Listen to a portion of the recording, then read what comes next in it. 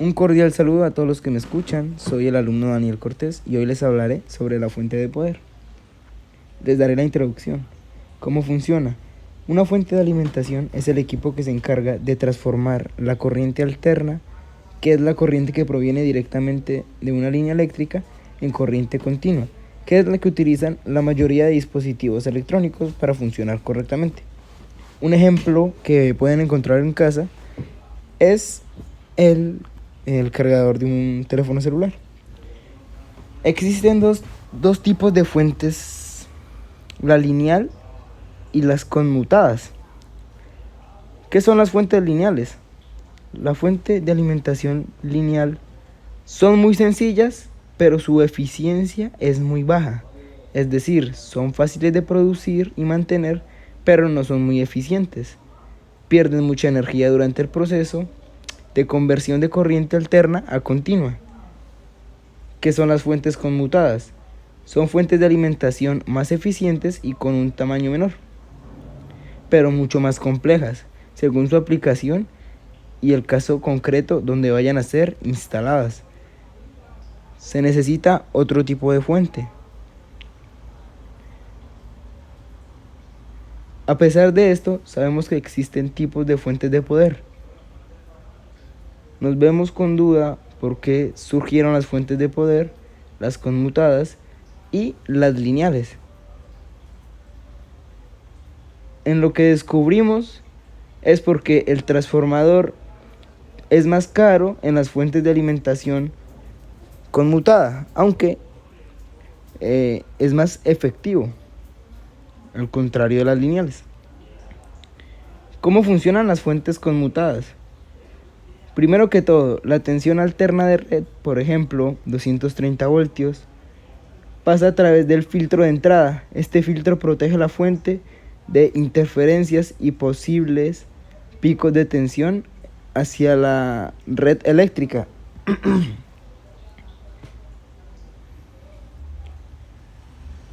Ahora les hablaré sobre las etapas de la transformación eléctrica para los componentes de un PC.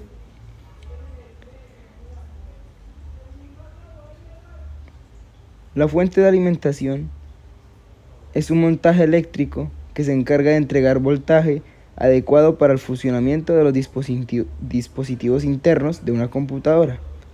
Esta convierte la corriente alterna, normalmente de 220 voltios, que recibe de la red en suministros eléctricos de corriente continua de bajo voltaje. Está entre 12 voltios, 5 voltios o 3.3 voltios, aunque hay más casos. ¿Qué es lo necesario para el funcionamiento de los diferentes dispositivos en la computadora? Para ello se usan los siguientes componentes. Siempre está 1. El transformador de entrada. 2. Rectificador de diodos. 3. Filtro para el rizado. 4. El regulador o estabilizador lineal.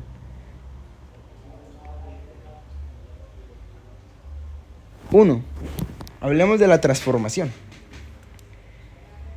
Este paso es en el que se consigue reducir la tensión de entrada a la fuente, que normalmente es de 220 voltios o 110, que son los que nos otorga la red eléctrica. Esta parte del proceso de transformación, como bien indica su nombre, se realiza en el transformador en la bobina.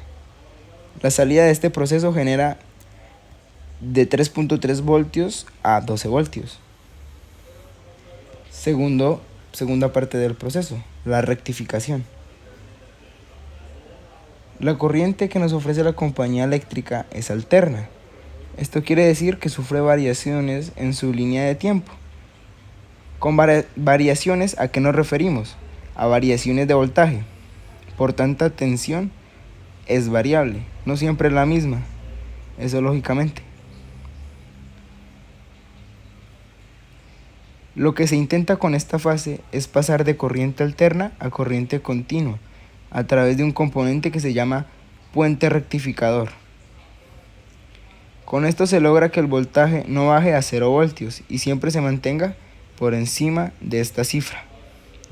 Pasamos a la tercera fase, que es el filtrado.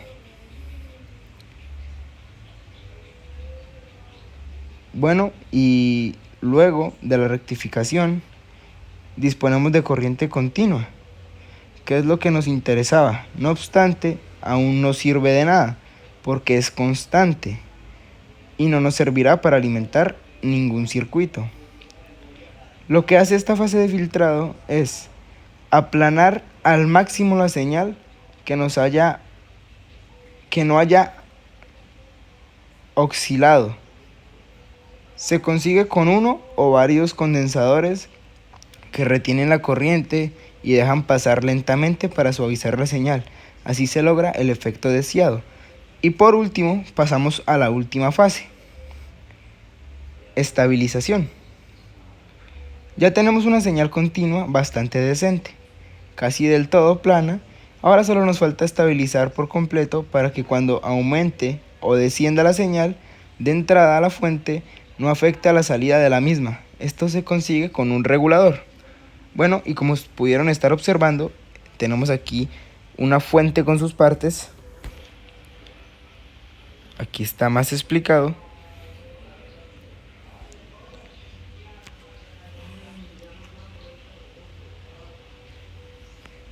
Y pasamos por último a un diagrama de bloques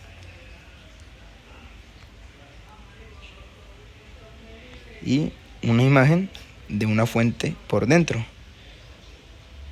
Espero y les haya gustado el video. Hasta luego.